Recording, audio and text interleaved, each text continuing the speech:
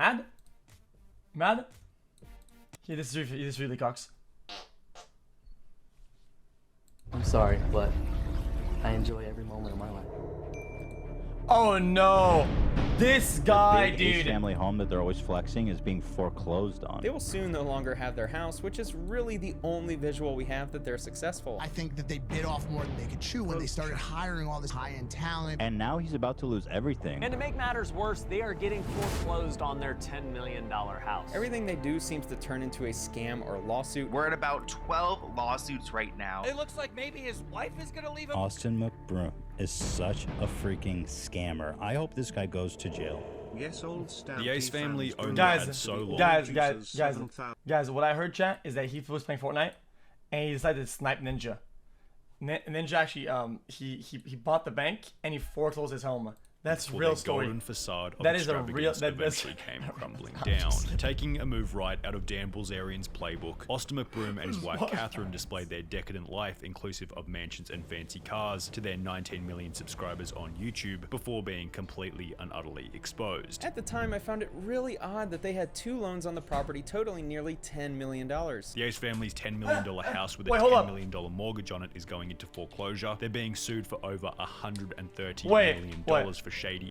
What? Totally and utterly exposed. At the time, I found it really odd that they had 2 loans on the property totaling nearly $10 million. The Ace family's $10 million house with a $10 million mortgage on it is going into foreclosure. They're being sued for over $130 million for shady and failed business practices, all while their viewership on YouTube has declined from 200 million per month in late 2018 to only 10 million per month recently. If you were a religious person, you'd say that the Ace family are currently paying for their sins. They're steadily coming to terms with the fact that they cannot outrun the bad decisions from their own past, made at a time when everything was going swimmingly and failure seemed like an impossibility. However, despite previously sitting in a totally unshakable, bulletproof position, there was always controversy. The Ace family began their channel back in 2016, and when observing even their first video, we can see that the foundation of their channel was built on fake perfection. They wanted everyone to think that they were a picture-perfect family, consisting of former college basketball player Austin McBroom, his fitness model girlfriend Catherine Payers, and their 2-month-old baby Elle. This image of being a happy, high-status family with absolutely zero internal problems became increasingly paramount as time progressed. They'd wear matching clothes while out and about. We were matching today. Oh yeah, we were matching. While displaying their perfect home together, and on the side, Austin would even purchase Catherine a new car for Valentine's Day. I'll be surprising my queen and my princess with a new car. Yes, people, a new car, and this is not a prank. The naive amongst their audience who believed their problem-free facade saw them as what you might call family goals, and as a result their channel grew insanely fast, blasting past 1 million subscribers less than a year after creating their channel, not me, which was the met with car's an mine, man. cringy cliche videos celebrating the milestone. Here it goes, here it goes, here it goes! It's got it! It's got it!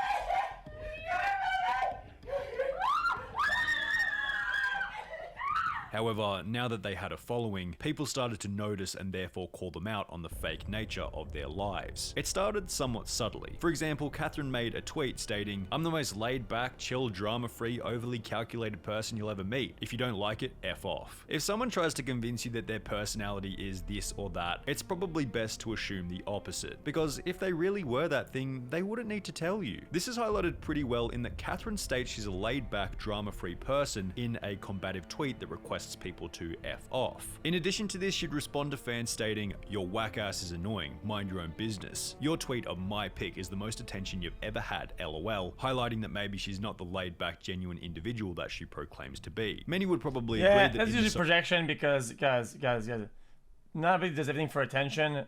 Maybe she's just saying, yeah, that's what I would do, so it's like kind of weird. Maybe she's not the laid-back, genuine individual that she proclaims to be. Many would probably agree that in the social media world, the same rule applies. Those who look like they have the best lives, the best families, the best holidays, etc., etc., probably have some of the worst lives. Because hey, how good can your life be if all you're trying to do is make others envious of you? Everyone could sense that the Ace family's life was total BS. We all know on an unconscious level that this kind of life is complete and utter garbage. It's all fake. The happy, rich, problem carefree life that you see on Instagram does not exist. It's a facade usually put up by miserable people looking to mask their own uninteresting personalities. But in the case of the Ace family, there was no rock-solid evidence yet. They were excellent at covering their trail. However, after moving into an LA mansion only 1.5 years after starting YouTube,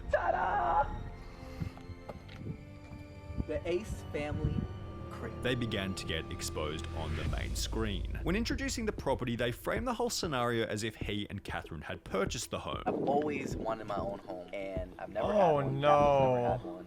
And the fact that we're able to have one together as a family is a blessing. We've worked so hard for this, and this is Wait, something but that we've why always though? wanted. And to have a home like this to raise Elle and have a backyard and be able to obviously work from home is such a blessing. Guys, some of this is, I'm not. It's been a dream of mine to have my own house tour. This is crazy. In addition to this, Austin McBroom would make a post on Instagram stating, "If you were to ask me where I'd be at the age of 25, I definitely wouldn't have said I would be standing on the roof of my own house," implying that he and Catherine had purchased it. However, people became somewhat suspicious when, in a vlog, Catherine's brother mentioned that they should talk to the owner of the property after noticing a problem with the house. Bro, I would call the owner and ask him about the history of his house. Baby, tell me about that jewelry. Call about the history of his house. Viewers would then figure out the address of the property and subsequently discover records stating that it had last sold in April 2016, almost 2.5 years before they had moved in. Additionally, they would find another Instagram post by a rental agent who stated that he had just leased this exquisite custom view estate in Woodland Hills, prompting responses such as, "So apparently the new house they bought is just a lease. They're paying $17,000 a month to live in this huge house when they don't even need it. For what? They are idiots. They are always preaching about being so down to earth and humble and this and that, but instead of just buying a nice home in LA, they have to spend $17,000 each month just to live in this freaking mansion in the Woodland Hills. Yeah, super down to earth." Though the Ace family wouldn't live in the house for very long. After only 10 months of living there, they would upload a video titled "Someone Broke Into Our House," stating that while out at Disneyland, they had been robbed. We've been at Disney all day, and someone broke into our house. As you can see. This would, however, turn out to be another event that many considered to be a fake stunt for views. Guys, I don't Viewers get it. found it to be a little suspicious. Guys, I don't get it. Guys, most of their content doesn't need this. Guys, I'd suggest, but most of their content, people are consuming regardless. Why fake this? Why lie about the house? Why is all of this bullshit? Without it, they would be doing just fine or better. Why? It's just that the robbers decided not to take all the electronics that had been left out in the open on the ground floor. I'm so confused. They didn't take the wallet. They didn't take this stuff. Including vlogging cameras, which were integral to their YouTube channel, instead going upstairs to look through the walk-in robes where the shoes and clothes were kept. In Pyro Cynical's video on the topic, he noted that the Ace family had installed numerous cameras around the house. We do have cameras. Yes, Everywhere. people. That's Yes, fine. people, don't try to do no funny stuff. Which were apparently completely useless as the robbers only had small flashlights. We obviously have cameras in the house, but like I said, the house was completely dark and they had some little ass flashlights. Suspicions were further raised when Austin would go to the effort of pointing out a random pair of footprints found in the front garden. Oh, hold up though. Oh yeah, there you go. That's a big foot right there. Those are big feet. As if the whole thing had been set up and he was trying to solve his own crime. With suspicions raised, viewers would look into the possibility that it had been faked and would discover that one of the police officers in the video looked very similar to a fake hireable police officer from a company called Top Cop Shop LA. Okay, Someone would then stop. pose as a financial advisor for Austin McBroom, emailing Top Cop Shop LA, requesting that they provide an invoice for the hire of fake police, at which point they would receive a receipt made out to Austin McBroom for the hire of 5 police cars and 6 fake police officers. Catherine then responded to the criticism by doing what all moronic influencers do when they're under fire, virtue signal by talking about the police. To attack those who risk their lives on a daily basis to protect our communities and our families, by suggesting that they would participate in a staged robbery amounts to slander. To suppose that the police officers that responded to our robbery call were paid to act in a vlog or a staged robbery is ridiculous. It doesn't only attack the integrity of our family, not that they had any integrity to begin with, it takes away from a relevant issue, which is the safety of our family and our home, as well as the integrity of our police department. Austin would respond by stating that the Top Cop Shop receipt had been faked. People made up a receipt that we paid actor cops. They typed it out, made it up, and the fact that it was just typed up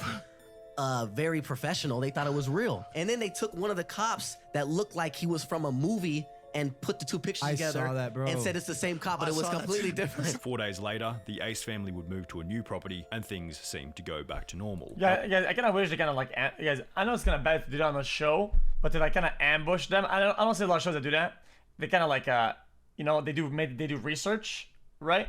And then they kind of just get them on the spot. 4 days later, the Ace family would move to a new property and things seemed to go back to normal. However, the Ace family's housing problems were far from over. Only a few short months later, Austin explained that while filming a video with FaZe Rug, he would notice 2 almost finished side-by-side houses close to where they lived, and for content they would go and film some videos inside them after getting permission from the builder. Alright guys, so these are the 2 houses that are almost done being built. I think they're gonna be done in like 3 months and they're gonna be up for sale. After going back to look at the property once again at a later date, Austin came up with a crazy idea. And I was like, let me go and ask him just to see what he would say if I decided to just combine both of the houses. They planned on purchasing both houses and combining them together to create one mega mansion, which they knew would fit perfectly with the Ace family's luxurious branding. The problem was that both homes had already been completed internally, meaning they'd have to gut the inside of the houses, knock out walls, connect the whole thing up, add a new driveway. Guys, I know, but these things, guys, in both houses that I had to rent to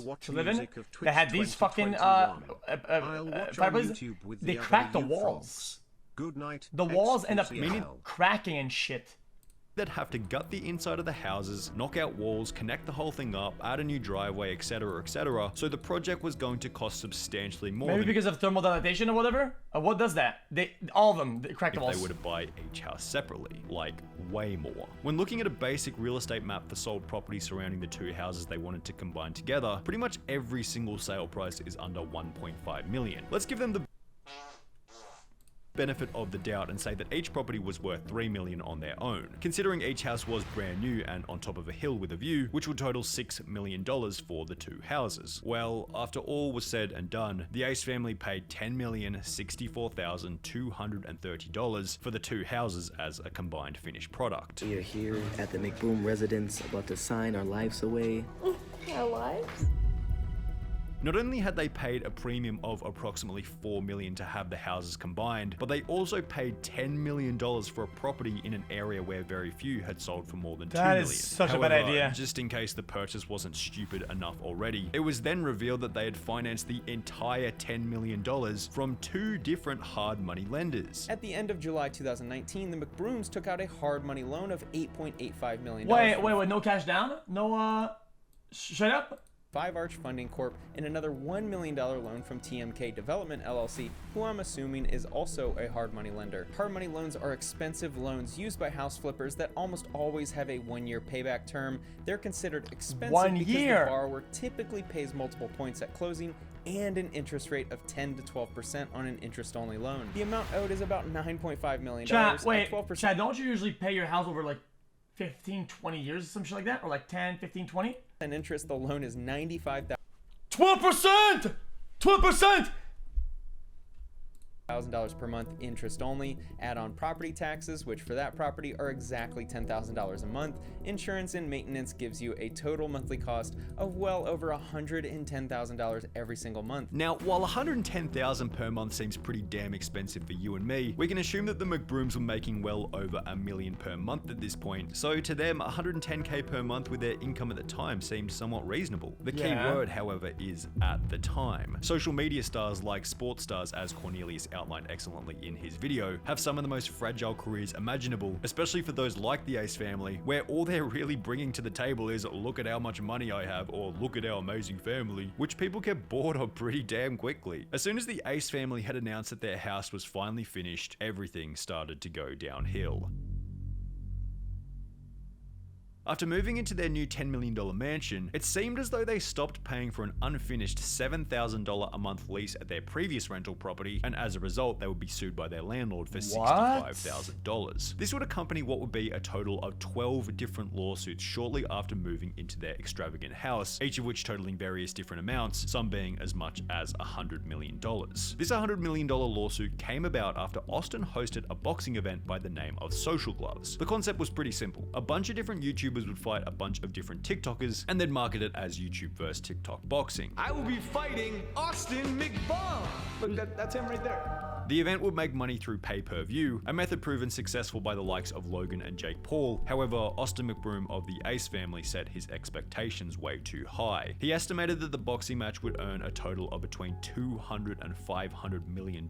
However, on the day of the anticipated event, it would sell only 136,000 pay-per-view subscriptions, which at between $50 and $90 each, totaled an absolute maximum of $12 million. For this reason, those who fought in the event failed to receive payment for their participation and began to file subsequent lawsuits, one after the other, against Austin McBroom.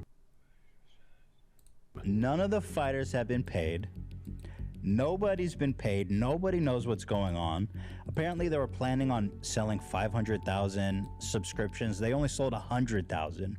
They've made nowhere near enough money. A company by the name of LiveX Live, hired by McBroom to help promote and run the event, would state that the McBrooms and their entire approach to this event was built upon a stack of lies, followed by the filing of the previously mentioned $100 million lawsuit. Guys, every time somebody says a lie, for something to happen, somebody needs to buy the lie. So even though, yeah, they did lie, how will they fall for this? $200 to $500 million? Fuck off. Before damaging their company's reputation with such a bad event. Austin McBroom's lawyers would state, in light of the apparent underperformance of the event, our firm has been retained to represent McBroom in connection with either a workout of the claims of all its creditors, or if a workout is not feasible, a likely bankruptcy filing. To add another 2 cherries on top of the cake, Catherine was then sued for $30 million for dodgy business practices relating to her makeup line, all while the Ace family's YouTube channel has been declining in viewership extremely rapidly. In the 3 months between June 2020 and September 2020, they went from an average of 105 million views per month to an average of 35 million views per month, which has since dropped even further, with the Ace family being unable to crack even the 10 million view mark over the last 30 days. With all this in mind, it was barely a surprise to discover that their $10 million home was going into foreclosure for failure to pay the mortgage. When asked about the foreclosure, Catherine would state, I heard the house was a fucking disaster full of problems. I don't think anybody's gonna buy this shit. Nobody's gonna buy this shit. Okay, Catherine, there's a lot of rumors that your house is getting foreclosed. What do you have to say about that? It's not true. It's not true? Yeah, thank you. Okay, you're welcome. While Austin would make a post on Instagram stating, "Stop capping on me and my family's name. Ain't nobody getting evicted, ain't nobody moving. Stop believing everything you see the haters say on the internet. If we were moving, we definitely would have informed the world and made a whole YouTube video about it. Have a good rest of your day." However, as stated by YouTuber Sloan, the Ace family could say whatever they wanted. Court documents confirmed that the property was in fact going into foreclosure. So when Catherine is out and about saying that, or her home isn't foreclosed, when asked, this document is proof that yes, the home was foreclosed. It's now owned by the bank, and Catherine can lie all she wants, but the records don't lie. A YouTuber by the name of Static John would even attend the foreclosure auction. However, the property failed to sell for the $9 million price tag and has since been purchased by another party for substantially less than the original asking price, according to Cody Ko. I know the guy who bought it. Yeah, it was just weird coincidence. I was with him last night and he was like, he said, we bought a problematic house. And I was like, what house? And he's like, I don't know, some YouTuber, he did some boxing thing. And I was like, awesome. And he was like, yeah, crazy. They got taken for a ride when they built it. $3 million? Spent way too much money on it. And now it's in this area that the next most expensive house is $2.5 million. So no one wants to buy this $10 million house. Right. So it's not worth anything close to that. So they picked it up like for cheap from the loan company. Oh my god, that's insane. There's something that's just universally satisfying about seeing the Ace family's empire crumble. Maybe it was because we could sense that it was to some extent built on lies, and therefore it feels as though we've witnessed. Even if they fix it and try to sell it, yeah, it won't sell at the insane price point, right? But if you're gonna buy it to live in it, dude, that's fantastic. Example of karma to see it all come to a messy end. Austin and Catherine McBroom built their empire on sand, with debt, with lies, and with most important of all, ego. The Ace family's need to maintain a public image as a happy, problem-free family was the basis for all their success, but was simultaneously the reason for their catastrophic fall. Guys, I want to get ahead of myself, but guys, maybe it was just drama or clickbait, but I remember over the months I was gliding on my phone, and I would say that people would say that they were like bathing in like cold water, and their child or children was like they were like bathing in like they had no hot water, and they had gas leaks all over the house and shit. Like it was like a really problematic house and whatnot. It was like a fucking disaster. That's what I heard anyway.